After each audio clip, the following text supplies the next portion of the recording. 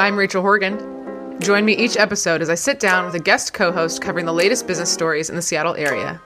We'll read the news so you don't have to. This is The Weekly.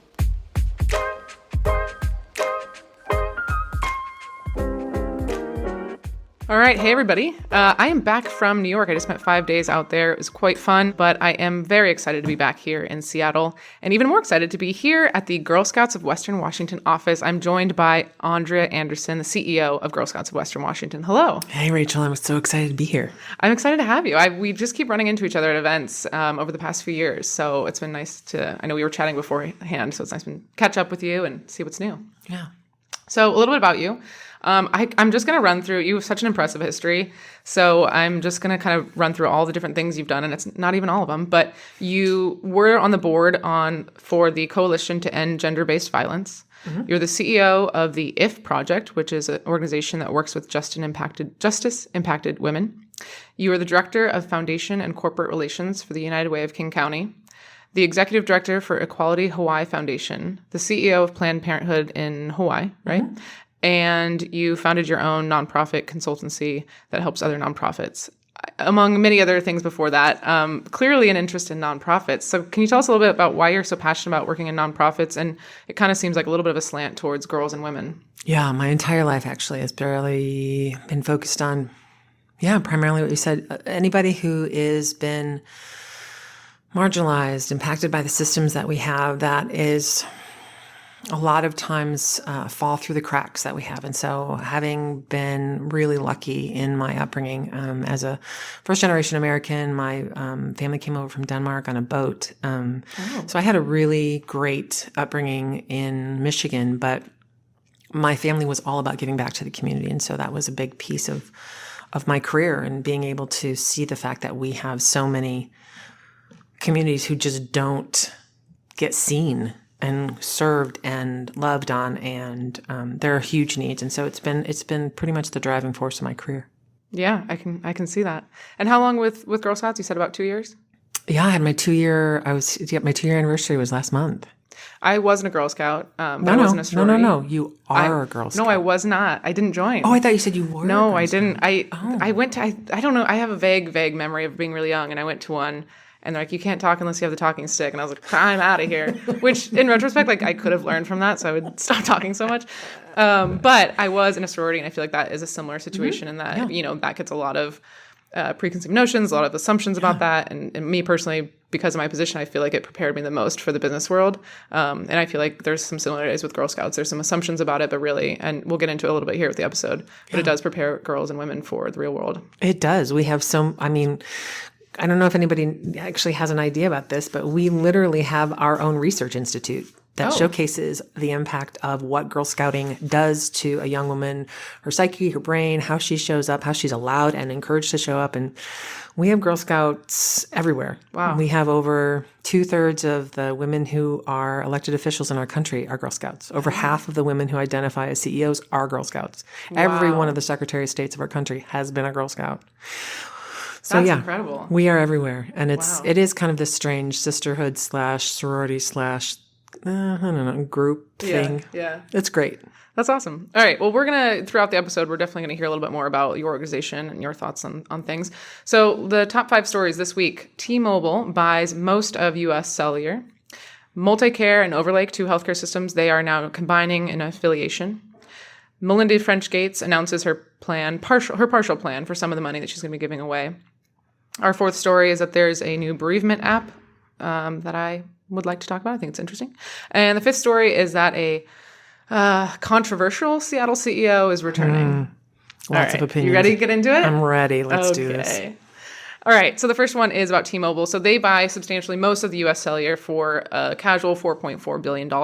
This follows an acquisition that they went from Mint. They acquired that. They acquired Sprint. They acquired Metro PCS Communications. So this is just one of many. Ryan Reynolds makes another cool $250 million off of that deal. Oh, of Metro PCS? Mint Mobile. Oh, of Mint. Oh, I didn't know that. He was one of the investors and one of the owners. He's been doing all those ads on he's like, Mint Mobile. We're the cheaper version. And yeah, I think I did some deeper dive research, and I think he made like $330 million off of it. Oh my goodness. So yeah, good for him and the kids. Yeah, so the article kind of says that this might be kind of the start of more consolidation in that industry. So we're going to, this sort of seems like it's heading down the direction of more companies buying each other, and eventually there's just going to be Verizon and T-Mobile. Or it kind of feels like there's really Verizon, T-Mobile, and AT&T. Yeah. So I get a little concerned about the potential monopoly of that, but the government approved it. They don't think it's an issue as of right now. It could get worse if they keep buying things or other companies keep buying other companies, but for now it's okay. And the reason behind some of this is that it's going to help expand into rural areas. So we've all been in the middle of nowhere, not had service. So I think this is going to be good. It is going to help the people that are living in rural areas. They'll have more resources with T-Mobile. Yeah. And then it's good for T-Mobile. They get, 4 million new customers. So this all makes sense. Not super surprised to see this. But kind of from you, let's talk about servicing our rural communities. Sure. So for Girl Scouts, do you have trouble? They have to go, I assume they have to go to meetings. They have to go to camps and meetups. Is it hard to service some of those smaller communities? Girl Scouts of Western Washington is really lucky. Our council region is half the state. So we have from Canada to the Cascades to Oregon to the coast. So we have about 18 counties, and we have thousands of young people. In fact, we serve 15,000 young people. 7,000 volunteers help us do that by helping run camps and helping run troops. But yeah, we have people and young people and families and community partners all throughout. So cool. So, we were talking a little bit about supporting rural communities, but I watched an interview with you where you were talking about wanting to support all different types of communities. Mm-hmm. So I think a lot of companies can say, we're open to everybody. Anybody can join. Anybody can buy our product. But there's this intentionality behind that of really making your product or organization really accessible to those. So you were talking specifically about your Black and Brown communities and what you call your rainbow camps and things like that. Can you share a little bit more about how that came to be to open up into these other communities? So Girl Scouts in general has a long history, over 110 years, of being primarily seen as, for a large portion of it, white, middle class, middle America, usually heteronormative mom hosting her Girl Scout troops in someone's living room, basement, outdoors. And that's an urban myth at this point, because that's not how Girl Scouts has been probably for the past 40 years. Really? Okay. Yeah, we're very diverse. We're very welcoming. We have families and communities all over, not just our council region, but all over our country. Who, it's akin to that PR campaign of this is what a feminist looks like. And then there was a lot of people who maybe not identify as women wearing those t-shirts. This is what a Girl Scout looks like. We look like everybody. We look like rural. We look like urban. We look like different cultures and ethnicities.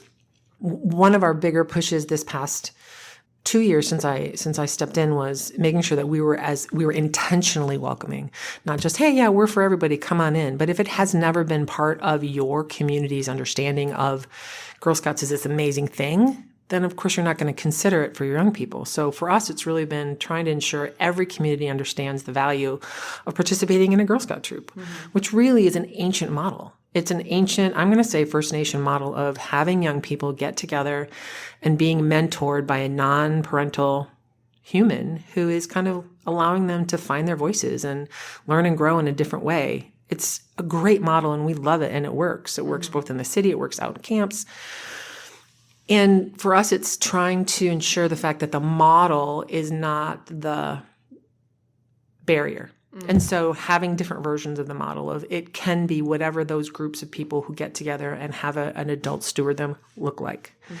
So we're really excited. We have our rainbow camp. So we have a lot of, we're one of the more welcoming Girl Scouts because there are a lot of councils that are very specific and want to just serve young people who biologically identify as girl. But we offer and are welcoming to anybody who identifies with a girl experience. So we started our Rainbow Camp 2 summers ago, the first summer that we actually opened back up after COVID, and we sold out. And so everybody who wanted to come out to camp and just be their authentic selves and show up as their gender expansive selves, show up as their whatever they were experiencing at that time in their young adulthood, we held space for that. And so we have camp, we call it the Rainbow Camp, and you're welcome. And you don't have to identify as gender expansive to participate. Anybody can come. But it just, we do additional training for the staff. We ensure the fact that the families understand the security that's there and making sure that kids feel safe, because that's the biggest thing. Secondarily, I think that another big piece of our DEI or JB work around intentionality is to be intentionally welcoming, particularly for our African American diaspora, for our young Black and brown girls who maybe have never been exposed to what it looks like to be out in the camp. We did a lot of conversations with different community leaders and families and what it would look like to have young Black and brown girls out at camp. And the initial feedback was really, we don't feel safe. And while that's heartbreaking, it's actually, it's the history of our country. And so how can we step in, hold space, and not expect families to just trust us with their young people? And so we have expanded our camping experience in the summer to Umoja Family Camp. And so families come out and then they get to see what camp is actually like, and then they get to trust us with their young people, and young people get to come out the next summer maybe by themselves with a troop. But yeah, holding space for different communities to experience what we know as a Girl Scout model is an amazing, affirming, mental and emotional health break from the world experience. So yeah. We're expanding it. Next year we are crafting our Spanish-speaking camp as well. So we will have, because we have, a large amount of humans and families in Western Washington whose primary language is Spanish and who, are maybe first-generation American. And so we want to make sure that everybody gets to experience camp. Yeah, a different approach for different communities. All right, our next story is MultiCare and Overlake affiliation. So Overlake Medical Center and Clinics is Bellevue-based and announced affiliation with MultiCare, which is Tacoma-based, so all here in the Puget Sound region. I didn't know this, but nonprofits can't be sold, so no money actually exchanged hands. That's why you'll notice I'm saying affiliation and not acquisition or purchase. But there is going to be a significant capital investment on both sides. I don't know what that means. It could be more new clinics, could be more providers, but they are going to both be spending money to improve their healthcare systems together. They said it's going to be a true partnership. It could expand services.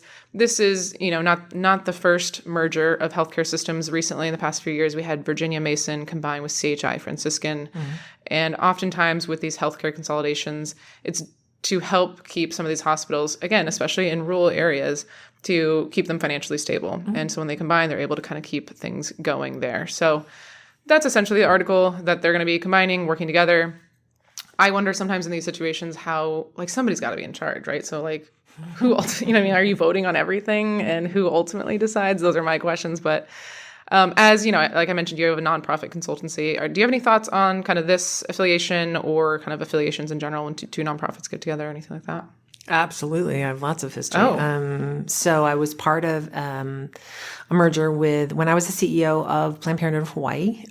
We entered into a business contract with Planned Parenthood of the Pacific Northwest, which is the Planned Parenthood that's here in Seattle, headquartered in Seattle. One of the, I would say that while everybody in our country, most people in our country have benefited from having the Affordable Care Act passed, one of the fallouts from having that happen to the Planned Parenthood councils, I guess, is a lot of the women who would seek our services often didn't have any other insurance, didn't have any other opportunity, weren't being seen by a primary care physician during the year. They were just seeing us. And so when the Affordable Care Act passed and there was more options for people to be able to have primary care providers, we lost a lot of patients, which was great. Overarchingly a wonderful thing that we wanted to have the women in our country have access to comprehensive health care at a reasonable, affordable cost. That was great. However, it impacted our bottom line. And also it was the elimination of a copay with regards to birth control, which was another facet of our bottom line. So in the first year of the Affordable Care Act being passed, the Planned Parenthood of Hawaii lost almost 15% of its revenue.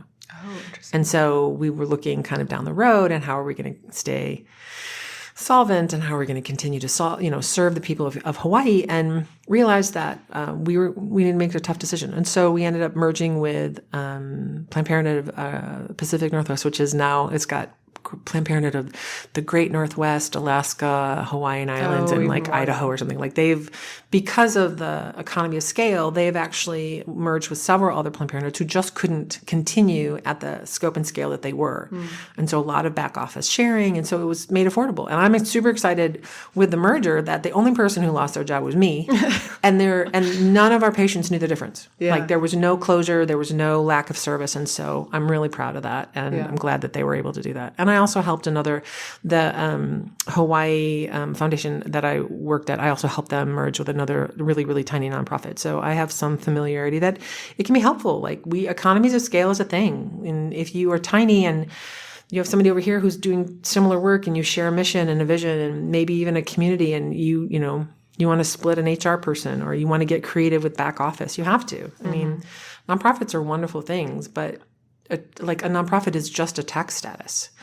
And while many of them are the absolute fabric in our society to keep things going and keep people fed and keep people housed and keep people safe, they are a business that are able to do business in the United States and have a couple of tax breaks, but they're still a business. They still have to make enough money to pay the bills and pay their people, hopefully not just a reasonable payroll, but a living wage. Yeah. So I'm glad that they're combining. I was going to say, it sounds like it's a good thing, I think, right? It is a good thing. Yeah. I mean, as long as the patients are being served well. Yeah.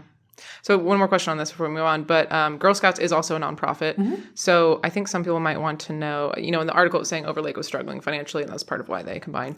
But where does all the money go? We would kind of talk about there's all the cookie sales, and your microphone is sitting on a cookie box right now, which I think is so funny. But there's some myths out there where it's child labor and it's all going back to this organization. But I think you have some information here on where it all goes. I do. So we're really, really lucky. We are kind of a medium to large size council out of all the 110 other councils in the country. And our annual budget is approximately, it's about 19 million, between 19 and 20 million of an annual budget. And we employ about 120, I think, staff currently, serve 7,000 adult volunteers, serve between 15 and 20,000 young people in our state. We have 6 camps throughout the region. We have 3 offices, and we have troop houses as well that are scattered throughout. So frankly, we offer over 300 different programming opportunities throughout the year. We have partnerships with 2 to 3 dozen companies that help offer their services to allow Girl Scouts to learn new things. We have a great partnership with Boeing, great partnership with Alaska Airlines, where, frankly, Girl Scouts learn how to fly. So we have great programming, and that's what we do. That's where it all goes. We pay a living wage. It's not going in the pockets of the elite few. No. You're like, I wish.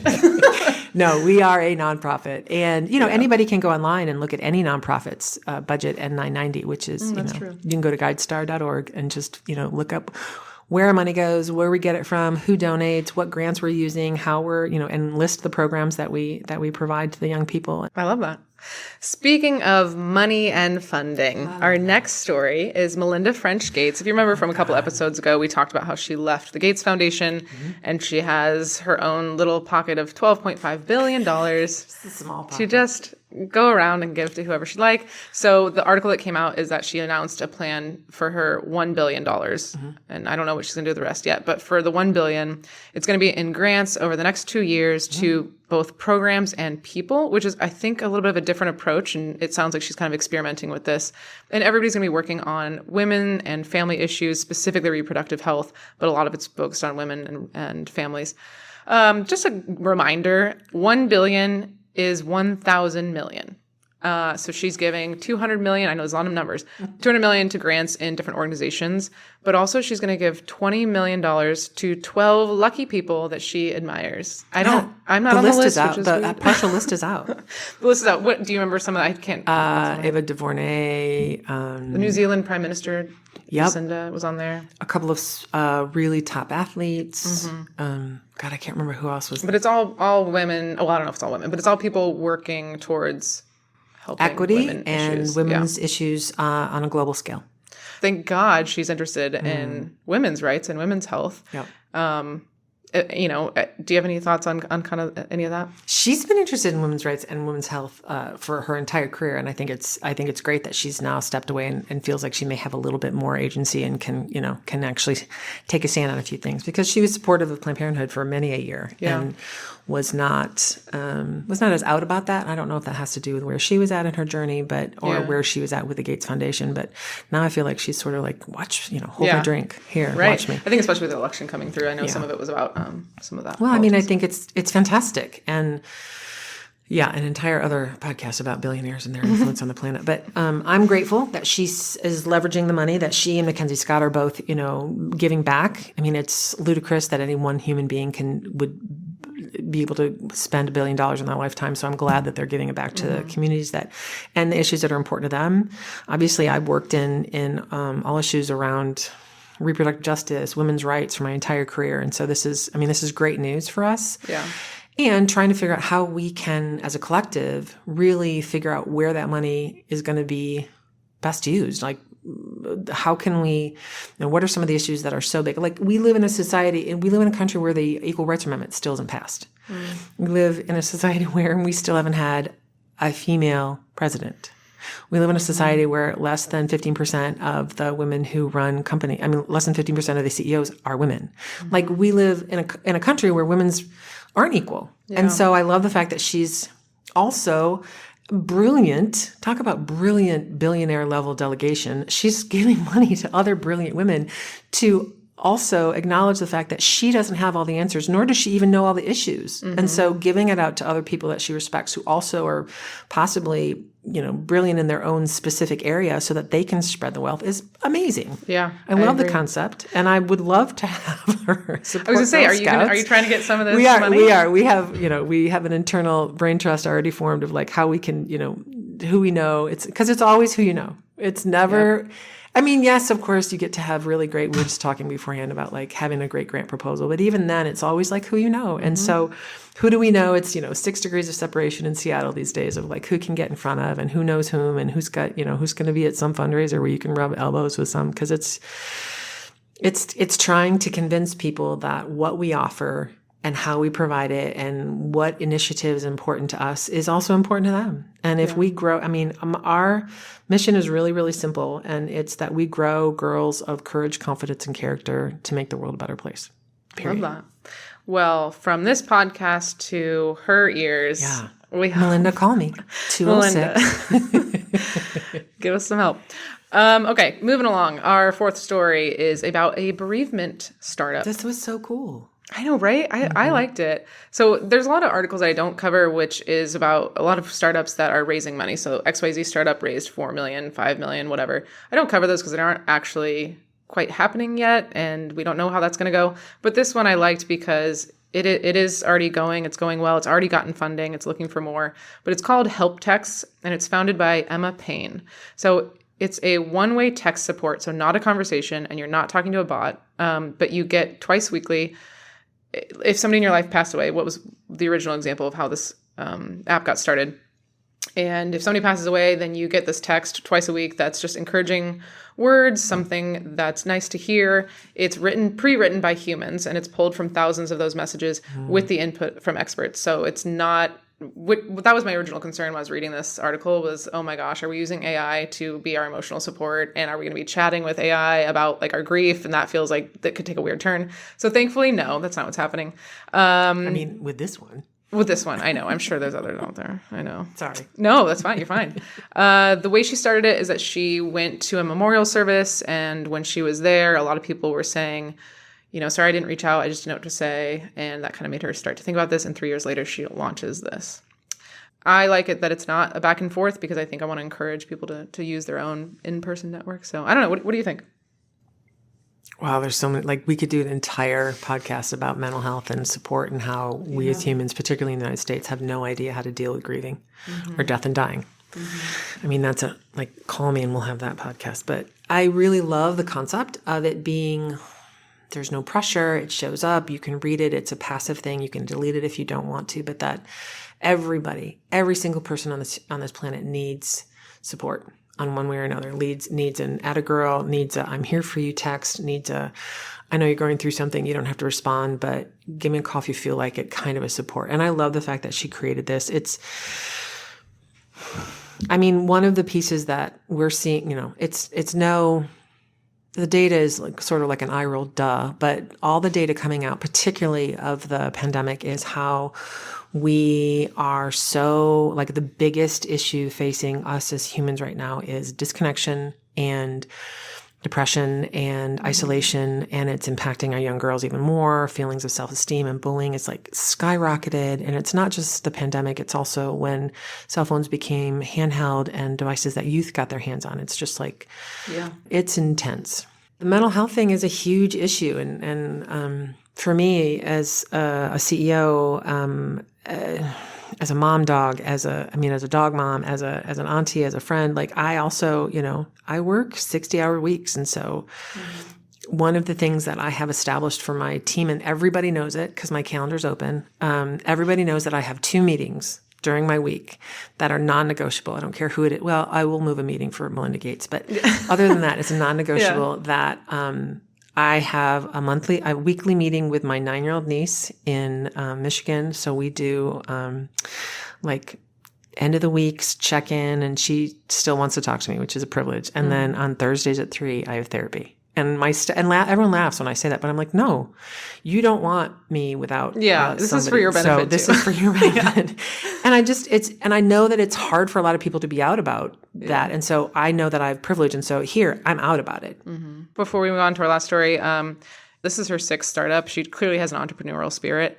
And I was watching one of your other interviews. I didn't know how much of the cookie program is actually an entrepreneur program. Can you briefly share a little bit about that? So the history of Girl Scouts is fascinating, and I can't believe that there hasn't been a better biography film about it. It's fascinating. So our founder was fascinated with Boy Scouts, wanted to be part of Boy Scouts, and they're like, no girls allowed. And she's like, watch this. And so she founded Girl Scouts. Talk about an entrepreneur. Yeah. Talk about cutting edge in 1912. Wow. Like a feminist in her own right. And she was trying to figure out how to make this a going concern, and how could young women who weren't technically welcome even in the higher education realm yet, how could she hold space? And she was obviously a woman of privilege. And so in order to ensure the fact that Girl Scouts was a going concern, she sold a string of family pearls to subsidize it. And then when it became a national movement, there was a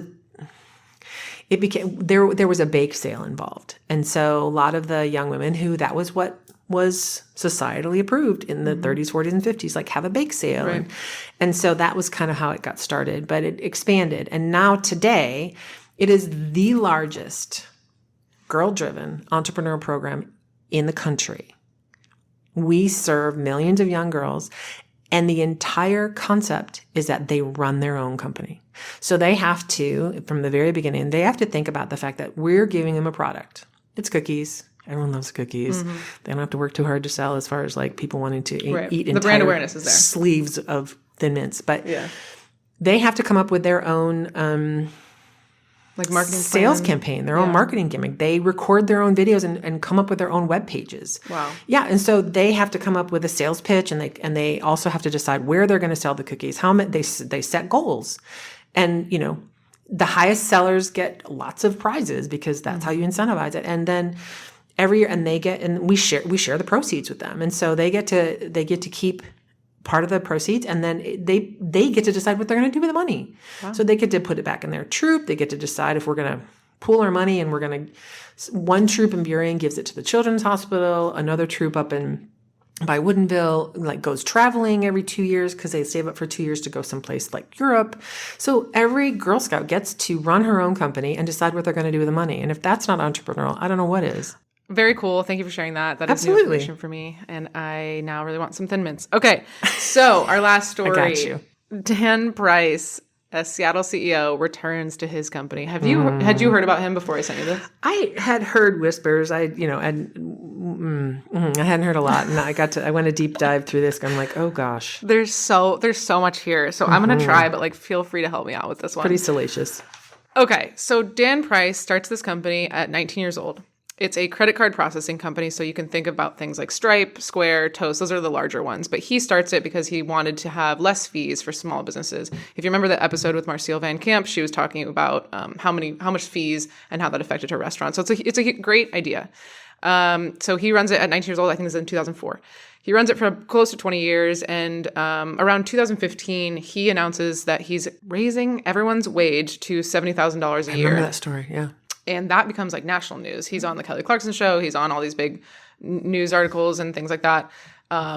Basically positioning himself as, I'm the CEO that cares about employees and I'm going to cut my salary. Sounds good in theory. So Sure. He's got this reputation of being this guy that cares about his employees. Where it gets a little dicey is that about 2 years ago, he leaves his CEO position after allegations of sexual misconduct. And also just like a lot of former employees. There's a 2022 Seattle Times article that I'll link in the show notes. But a lot of employees come out and say, yeah, he was pretty shitty. You know what I mean? Like, so he's like, I read where he like walked into a meeting and said, I'm going to shoot myself. Yeah. Gosh, I don't know what I'd do with weird. that. Like a lot of weird stuff. Yeah. What else to say? It's a private company. He still owns 100% of the company, which I think is kind of rare to... Like, did you not get any kind of funding? Like, how did you do that? It's a great question. Always follow the money. Right? So in terms of like how big of a company we're talking about here, it's about 200-ish employees. So again, the headline article is that he took some time away to deal with these allegations. Those charges have since been dropped. And now he's coming back as CEO. I wonder, like, I guess because he owns 100%, he could just come back. But I'm like, the existing CEO, she's just like, okay, well, he's the owner. Yeah, so he can just decide to come back when he wants to come back. Initial thoughts, initial feelings. I know we're going to talk a little bit about leadership, but is there something you want to say before that? I mean, I follow the money and believe women. You know, those are my two hashtags. That I know. So obviously, you know, the company's called Gravity. I should have said that. But, you know, he denies it. Gravity denies it. Whatever. But I think if you have that many employees complaining, yeah, what are they getting for it? It's not like they're getting a pay. It's not, I mean, like... We've all worked for companies, and we Sure. all know what this... Yeah, Sure. okay. So... And we're not saying that Dan has done anything because there's never been any charges that have been formally... No, legally. Legally. Sure. We want to be very careful. Sound like he's not a great...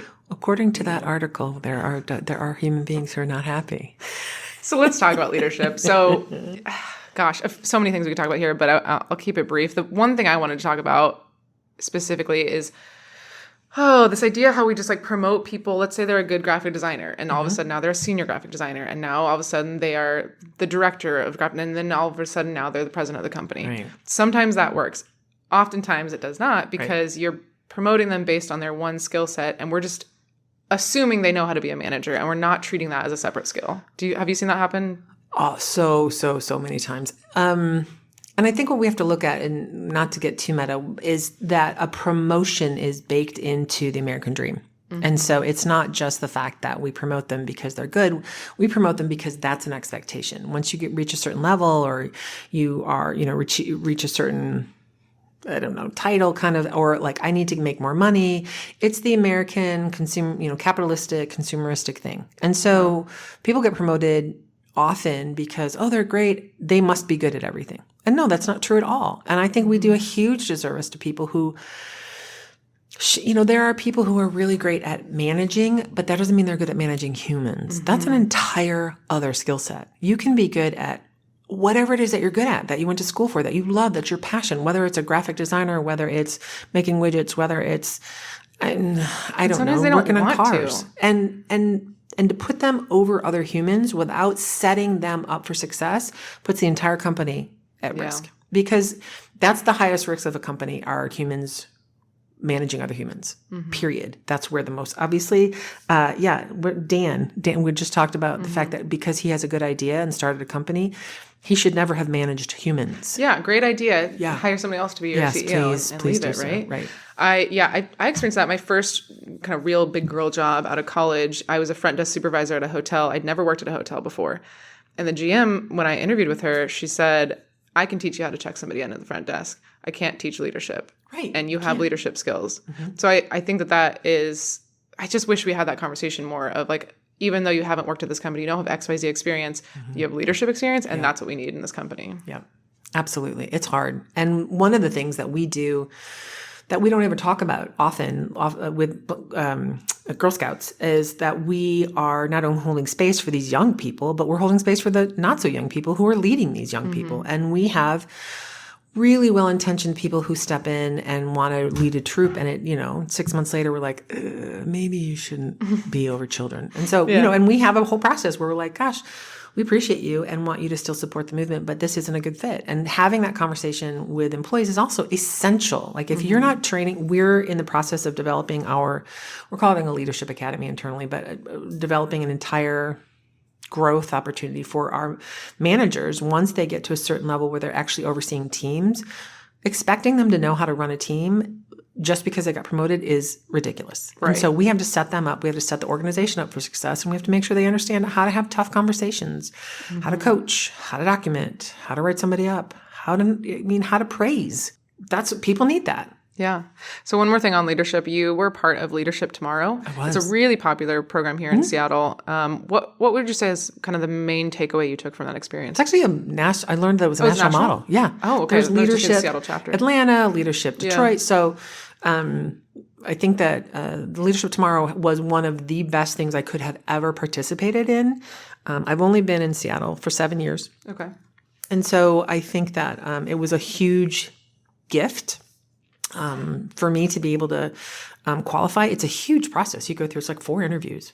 Wow. And so you have to put up a large percentage of what the tuition is. You have to write an essay about why that you want to do this. And I love how Leadership Tomorrow has taken the premise of the leadership concept nationally and has put it through a DEI or JB lens. And so every issue, because the concept of Leadership Tomorrow is you get people from different walks of leadership, whether it's public or private or the military or wherever it is, and you bring them to a room, and the cohort is very small. It's like 100 people every, and I think they get like 5,000 applicants. I believe it, yeah. So every year, and you bring community issues to them, and you're like, how can we work together to solve the basic issues of our community, whether it's housing or traffic or employment, and you talk about things. And what Leadership Tomorrow did, and they changed their whole model, I think 10 years ago, don't quote me, and they put it all through a DEI or JB lens. And so when we talk about education, we need to talk about how are some kids not getting the best education that they can just because they live in the zip code? When we talk about housing, we need to talk about redlining and how that still affects where people can, and if people can afford housing in the cities that they live in. So the best thing that I got out of it was being connected to these 100 other brilliant humans. And the next best thing is like learning. I mean, I've been an anti-racist journal personally and professionally for 20 plus years. And it's baked into how I try my best as a very privileged, white, queer, cisgender female to show up and be a rabble-rouser, which I've been for most of my life. I get that sense from you. And I'm like, and I learned so much because I'm like, oh God, I didn't even look at it like that. When I talk about issues that we need to deal with, and my brain works very weirdly, and I kind of am a meta to micro thinker. And so like looking at how we can get together and how it's, my friend says it so well. She's like, the scam is structural. And so how can we look at the structures that we have built into this country, this society, and not burn them down, but take them down and like unscrew it and see where we can make it better. I love it. Well, Andrea, we're out of time, but thank you so much for sitting down with me. Is there anything that you want the audience to know or anything you want to plug before we end this? Summer's coming, so get your kids signed up for camp on some level. We'd love to have those young people who identify as girls come out to Girl Scout camp. We've got lots of openings still. If not, get them outdoors. Getting young people away from tech, outdoors, experiencing just breathing is like one of the best things you can do for their emotional well-being. And the latest studies are the fact that the young people need it more than ever. So and you're making me want to do that too. I'm like, maybe I'll go for a walk today. Yeah, we'll go for a walk. And also, I've got your cookies. Oh, yes. Okay. Well, thank you so much. Appreciate it. And yeah, thanks for hosting. This has been The Weekly. Make sure to check back next Sunday for the latest local business news. We love listener feedback, so if you have any story suggestions, comments, or complaints, email us at theweeklyseattle@gmail.com. We'll see you next time.